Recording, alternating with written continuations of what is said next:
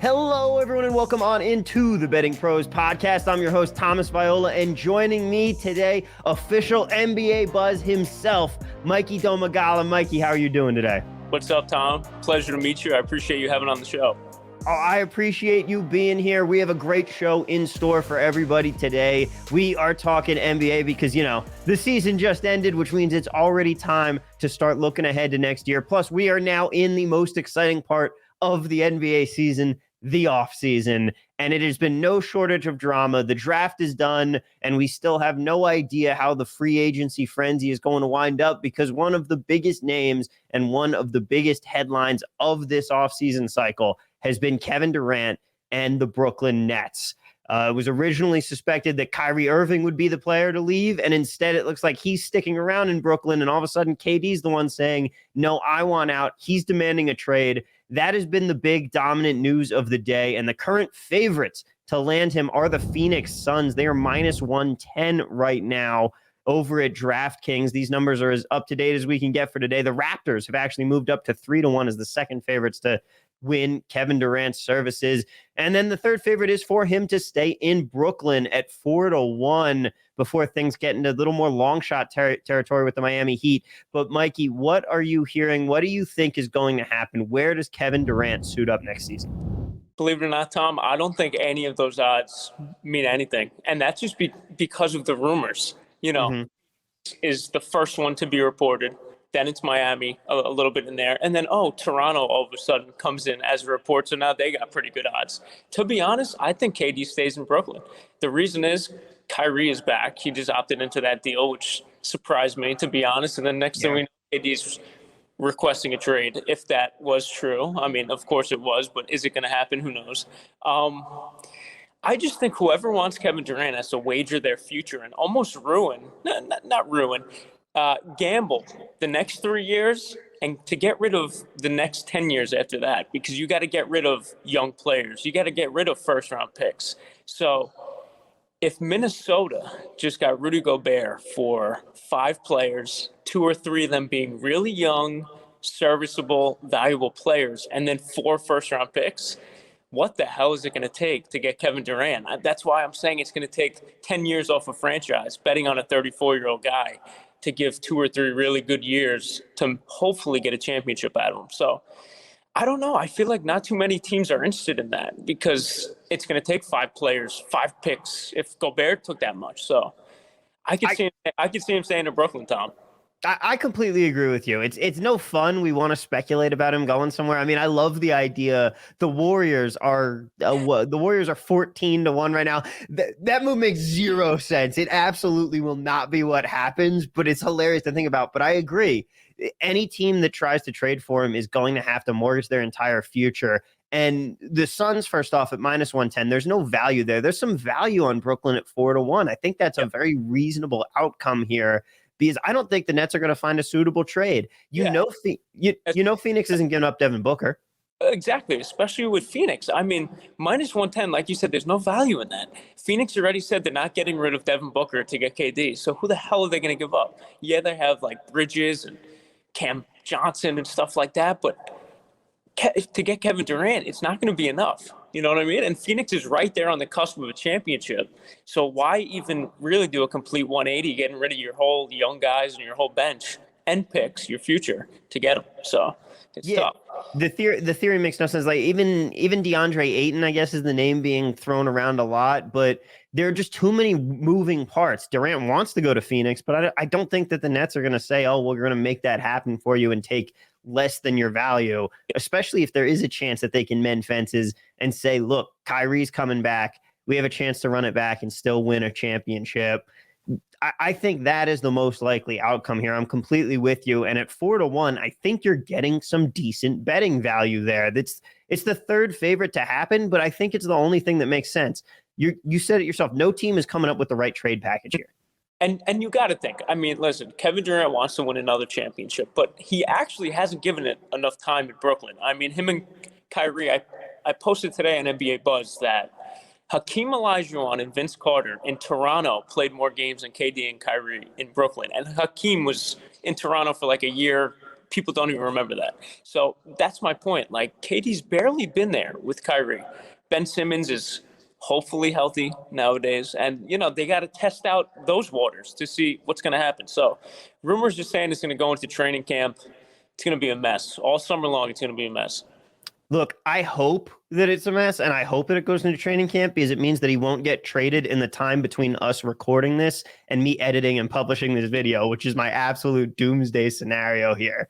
But the other thing that this trade really could potentially bring into the fold, though, is a look at some of these futures prices and how that market is going to change for the NBA title. Because wherever Durant goes, that team's number is going to shoot up. And one team that I actually like, if a trade were to happen, I would love to see him go to the Trailblazers. They're 20-1 right now, sixth highest team to get him.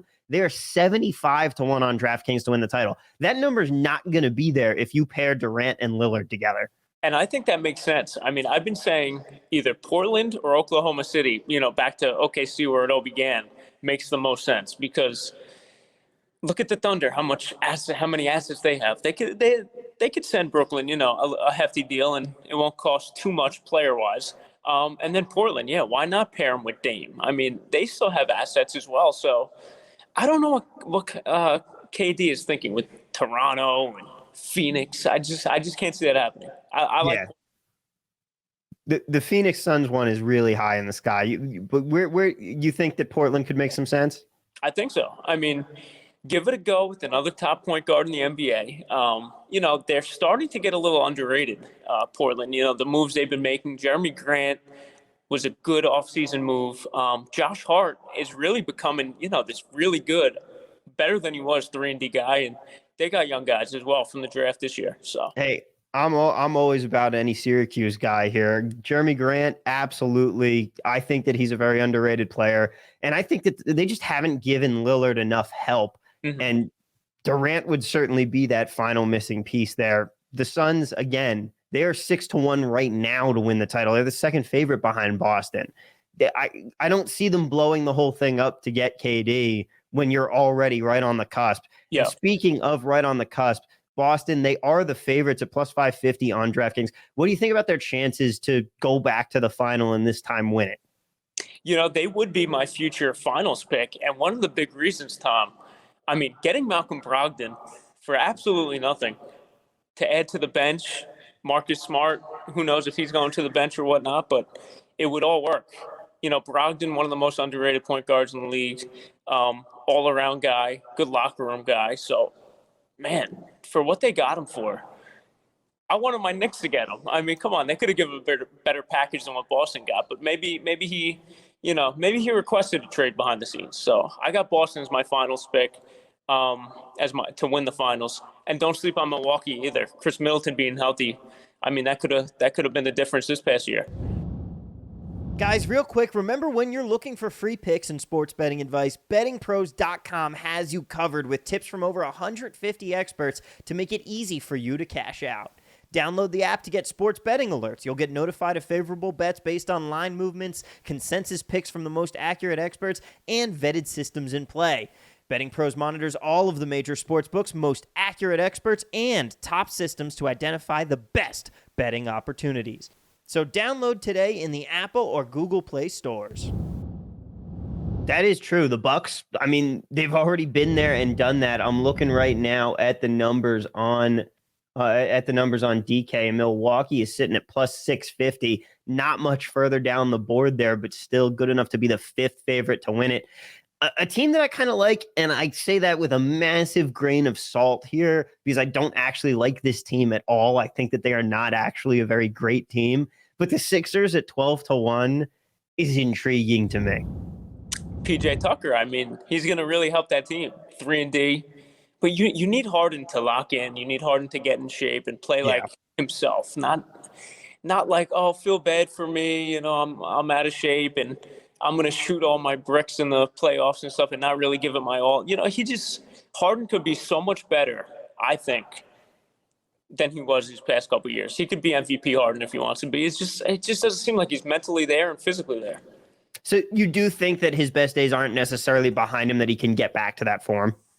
not really to MVP form, but more of a scoring form. I mean, he was averaging like 16 or 17 in the playoffs. I'm like, come on, this guy could do better than that. Rather than what Harden is, he needs his mid-range game back. I feel like during his early Houston years, and especially OKC when he was Sixth Man of the Year, he was like lethal from the mid-range, and now he could go back to that because his athleticism isn't all there like it was like it used to be. So that's what I want to see from Harden.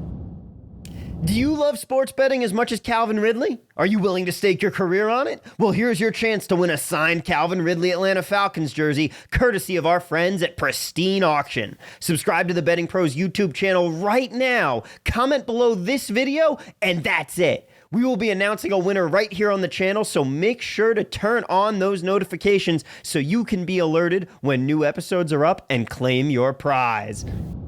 And another team that I'm really intrigued with in kind of that middle pack area, the Mavs at 16-1. I think you can do a whole lot worse than that. Luka has shown the ability to carry this team. I mean, listen, they got pretty deep this year, and yeah, other than him and Brunson, who was really doing a lot of the carrying. So Christian Wood, huge accusation. Who else am I thinking of? Tim Hardaway Jr. being healthy. I mean, that's going to be big for them. He's a 15-point scorer, something they need.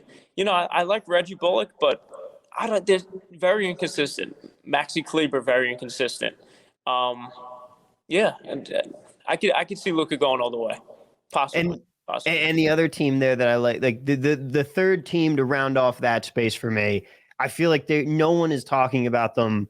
The Memphis Grizzlies. This team really probably should have beaten the Warriors in their playoff series this year, and they're sitting at 17-1 next year. You're getting another year of Ja Morant, more experienced, and also the fact that hopefully he can actually figure out how to really gel with this team because they played a little bit better without him in that series.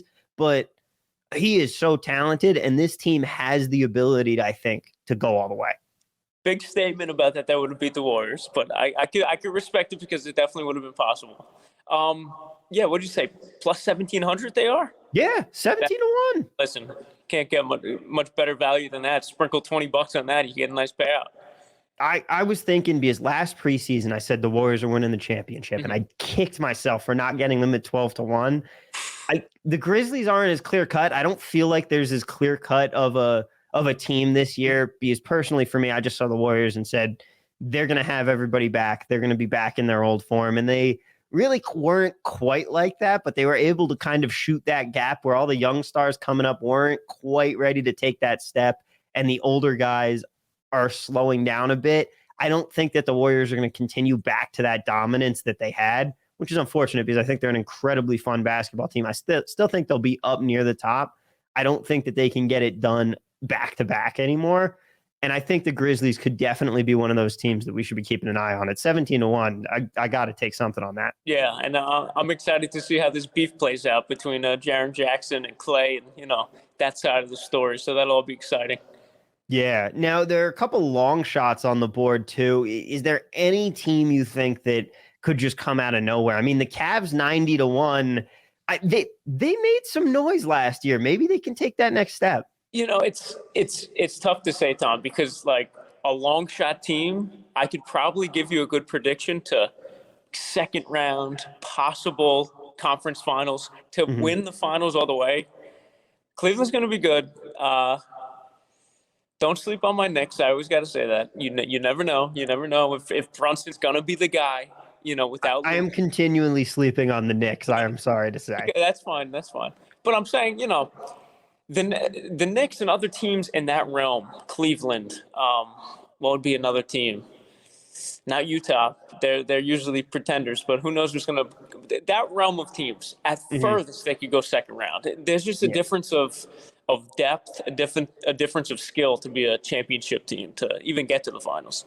Yeah. What about a team like Chicago at 45-1? Can Zach LaVine take that step? I think they all have a problem playing together. It's like Zach LaVine and DeRozan are like, all right, well, who's going to score tonight? Is it me or you going for 30? And I feel like that was the issue. The rest of the guys, like Vucevic was inconsistent. Yeah, they didn't have Lonzo, but there's something about that team that I just don't like. I don't know. I mean, lack of defense, lack of rebounding. I know they just got a big off the bench. I forgot who it was, but yeah, they need better defense, more rebounding. You can't really rely on Vucevic shooting threes at the top and trying to get rebounds. Want to track all of your wagers in one place? Check out the Betting Pros Pick Tracker at bettingpros.com/picktracking. It syncs up with your sports books to tally which picks hit, which miss, and gives you a live look at what the public is doing, so you can use real-time tracking to determine which plays to make and which to fade. Get on the leaderboard and quickly become a sharp by using the free advice we offer at bettingpros.com/picktracking. Now, how about we shift over here into the MVP market? We've got some player awards to talk about before we head out here. Luka is currently the favorite to win MVP at plus 475. Embiid's right behind him at 550. Jokic is 10-1. I don't think that it's very hard, especially with these subjective voting awards, to repeat because people don't want to give it to the guy that they just gave it to. Who do you think is going to be the MVP? Jokic is obviously not winning the MVP 3 times in a row. He's going to put up the numbers, but listen, I sound like an amateur here. I picked the Celtics, who were favored to be my pick, and here I am picking Luka. I mean, the reason why, Luka's paired with an actual big now. I mean, Christian Wood could catch lobs, could shoot, spread the floor. So if Luka wants to drive with Wood on the three-point line, he could drive and kick. If Luka wants to, penetrate on a split double team, there's Wood for an alley-oop. So he's really his assist numbers are really gonna be up this year. No Jalen Brunson's gonna be really interesting because I feel like Luka's gonna have the ball even more, and it's kind of crazy to think about. So I got Luka as my MVP. I'll tell you, I actually cashed the ticket on Jokic at 16-1 this year, which was a fantastic feeling. I like Devin Booker at 22-1. I think there's some value to be had there. I think this could be a real spot for him where he takes that next step. And if the Suns are going to be the 1 seed again, I think that it is going to run through him. And I think that could give him a real shot. How about Ja? His odds. What are Ja's odds for next year? 10-1. Ja would be that number 2 guy for me, but that value is not quite there. Not terrible value. I'd maybe sprinkle $50 on that for a decent payout. But, it's like you got to think Ja just keeps jumping these levels in his career where he gets better in different areas just 2-3 years into his career. So it's like this guy is MVP caliber. He's like a Derrick Rose type player. So, and like you said, I know you like Memphis. They're going to be winning games. So as long as Ja takes that next step, stays like a little more efficient than usual and still puts up the numbers, he'll be up there. So not terrible. Now, who do you like in the rookies? We just had the draft. We know everybody's going to be now. Can it really be Paulo out of Duke at 3-1? He's the favorite. Jabari Smith behind him at plus 350, and then you've got Jaden Ivey at plus 450. Isn't that one of Will Smith's kids? And then Chet Holmgren at 475. I like Chet or Jaden Ivey, man, because Paolo, there's a lot of young talent on that team. So how much, of the load is he going to take? You could say the same about Jabari Smith in Orlando. A lot of young players. You got Wendell Carter Jr. Playing in that same space as him. So he's going to get rebounds and scoring points in that realm. I got to go Chet. Because what OKC has, they're going to want to prop him up to be a superstar in this league. I mean, his summer league debut is in a couple hours from now. I'm excited to see, how he looks out there, how he fits in the NBA style. Just looking at OKC scoring options, SGA. He's going to have the chance to put up the numbers. He's going to have the chance. SGA, Lou Dort. SGA is a willing passer. I mean, he was really good last year, really good the year before, and he needs help. So, he'll probably be, more of a passing guy this year. So I could see it going to Chet. I think my biggest problem with Chet, I got to see him play live in the WCC tournament. He doesn't look to me like he's going to be able to handle the physicality of the NBA game. That's my concern because you get to play in the WCC. You don't really get tested against a lot of those teams there. USF did have a great year this year. They had a couple of those tournament teams. St. Mary's always plays them tough. But just like Gonzaga, they always seem to underachieve when they get to prime time. And my worry is that Holmgren hasn't really been battle tested against enough people, and he's going to take a lot of time and struggle early on getting used to that NBA play. I think that's a good point. But the physicality, it's like it all depends on the teams you play in this league nowadays in 2022. It's like Chet could chill out at the 3-point line and maybe snipe 5 threes and without even going inside. And then maybe there's a team who's lazy in a regular season game and just really not fully locked in on defense. This league in the regular season is really, really up and down with the intensity on defense and willingness to actually defend like regular season. So OKC is probably not making the playoffs this year. Maybe a play-in at a long shot. Chet might be, he might be balling out in the regular season.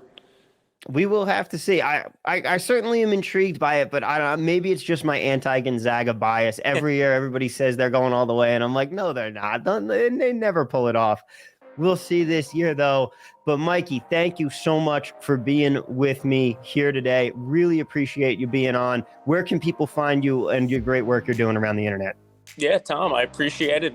You having me on. Check out Inside Buzz with Mikey Domagala. That's on YouTube, Apple Podcasts, and Spotify. That's my interview show, similar to what you're doing here. Follow NBA Buzz on Facebook, Instagram, and Twitter.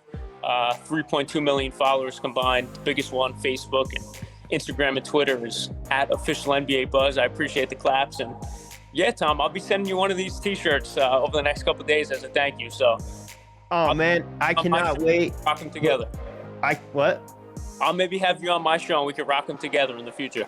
That sounds like a plan to me. I would be honored. I saw some of the great guests that you've had on. You have a fantastic show over there. People definitely need to go check you out. Thank you again so much, man. Looking forward to talking to you plenty more as we get towards the NBA season. Guys, that is going to do it for us here today. It has been an absolute pleasure. Thank you again so much, Mikey. Let's get it. We will see you guys next episode. But for now, let's cash some tickets. Have a good one, everybody.